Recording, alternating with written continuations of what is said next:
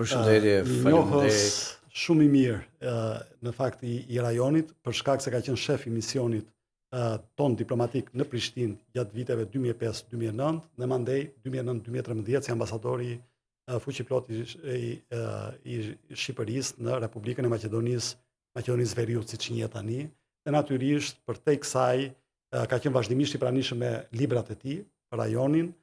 Sovraniteti përkundër integritetit ka qenë një nga librat e tij të fundit në lidhje me Kosovën, që është botuar në gjuhën angleze dhe natyrisht është shpërndar edhe jashtë Shqipërisë, por natyrisht me publicistikën e tij, fillesat e tij ka pasi gazetar dhe mandej me shkrimtarinë e tij, duke botuar një radhë librash ku kandidati, një libër shumë interesant për trajektoren politike, po do flasim dhe më gjatë në studio për këto zhvillime.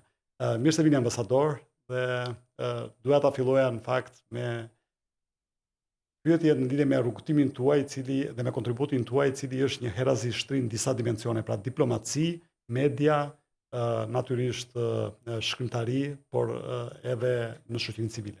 Ju jeni drejtuesi i qendrës përmirëqeverisje. Fillimisht më lejo të falenderoj për ftesën dhe t'ju uroj sukses në këtë nisëm të re për ta plotësuar në një farë mënyre hapësirën e nevojshme për fjalën e lirë, për mendimin e lirë dhe sigurisht si një platformë ku përveç rrëfimeve të ofrohen edhe disa ide dhe projeksione për ato çfarë shqetësojnë shoqërinë në tërësi dhe edhe vendin ton në veçanti. Kështu që të falenderoj për mundësinë që më dhe. Lidhur me piknisjen time për të ardhur deri këtu në këtë studio, në fakt është rrugë shumë e gjatë, por unë do t'i bie fare shkurt. Unë kam mbaruar studimet për gjuhë letërsi në Tiranë dhe sigurisht që letërsia është ajo që më solli edhe në rrugën e gazetarisë, duke punuar si gazetar nga viti 92 dhe në vazhdim.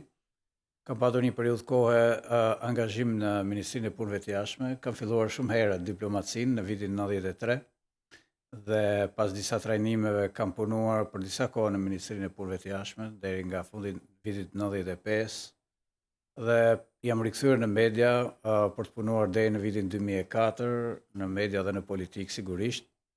Dhe keni bashkëthemeluar dhe Akademinë Diplomatike, mos gabojmë vitet 2000-2001. Patjetër. Përsa përket angazhimit politik, nuk është se kam shkëlqyer shumë në strukturat partijake, por kulmi im në një farë mënyrë ka qenë të jem zëdhënës si Partisë Demokratike një periudhë shumë interesante në vitet në 96, 97, pastaj të jem aty përsëri deri rreth vitit 2000. Dhe vazhdimi në media ka qenë pastaj rikthimi tek vetvetja më shumë, sepse ju e dini që sado hapësirë të ketë në partitë politike gjithmonë ka rregulla dhe norma që ti nuk mund t'i kapërcesh. Nëse ke prirën për qenë shpirt i lirë, nuk mundet të jesh gjithmonë i lirë, do të jesh i rregullt. Dhe media më ka qëndruar më mirë. Rikthimi në Ministrinë e Jashtme 2005 ka qenë në Kosovë, siç e thatë edhe ju. Dhe ka qenë vërtet privilegj i madh dhe një shkollë shumë e madhe diplomatike, njerëzore, për të parë disa zhvillime që nuk mund të përsëriten. Pra, një shtet nuk mund të bëhet shtet gjithmonë. Dhe për ironi... Qëndrojmë pak këtu, sepse shumë interesante. Ju madje keni thënë që ishit më privilegjuar të shkoni në Kosovë në ato momente se në Shtetet e Bashkuara të Amerikës. Absolutisht po. Pse bënte kaq përtej sfidave natyrisht? Kush ishte ajo që ju ngeli më tepër në mendje si sfida, kryesfida themi në atë periudhë? Sepse për koincidencë kur kam filluar në Ministri të Jashtme, në zyrën e shtypit, departamenti ose hapësira që më dha mua për dosit që duhet ndiqja unë, ishin dosit e Ballkanit. Dhe aty ishte ish Jugosllavia, brenda të cilës në atë kohë ishte Kosova, ishte Maqedonia e ashtu quajtur atëherë Fyrom, ose ne kishim preferuar ta njihnim edhe si Republikë e Maqedonisë, meqense ashtu donin fqinjet tanë. Dhe ishin dhe shumë vende tjerë. Pra, ende harta e Ballkanit edhe Europës nuk ishte fiksuar, nuk ishte përfunduar, themi.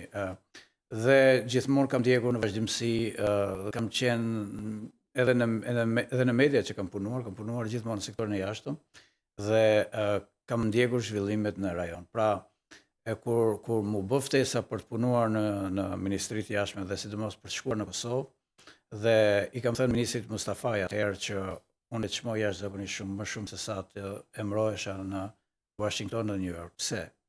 Sepse pavarësisht të pozicionit prestigjos, të jesh diplomat në Shtetet e Bashkuara dhe të jesh diplomat në një vend që është në përpjekje për të fituar një status si shtet, në aspektin diplomatik dhe të profesionit të mirëfillt, vendet e krizës gjithmonë të japin më shumë njohuri dhe të bëjnë më të fortë për të ardhmen. Kurse një diplomat në Shtetet e Bashkuara, ku nuk pretendoja të isha ambasador, por do të isha një diplomat i zakonshëm, isha i bindur që do kisha një hapësirë shumë të kufizuar veprimi, sepse punën më të madhe bën ambasada amerikane në Tiranë dhe institucionet amerikane dhe çfarë mbetej për mua. Isha vërtet interesuar për Kosovën, janë edhe shumë fije të tjera që më lidhnin me Kosovën, edhe pak backgroundi familjar, sepse gjyshi im ka jetuar një pothuajse kohë shumë të gjatë në Prizren deri mbas mbarimit të luftës së dytë, kur është kthyer në Shqipëri dhe bëri gabimin e jetës, sepse u internua në Tepelen. Pra Kosova ishte aty si një shkollë për mua që mezi prisja ta aksesoja dhe realisht libri është vetëm një nga libra që kam gati për të publikuar dhe për të vazhduar, sepse janë edhe shumë çështje tjera që meritojnë trajtim. Dhe unë nga Kosova që ishte një shtet pa status, për koincidencë shkova në një shtet me status por pa emër.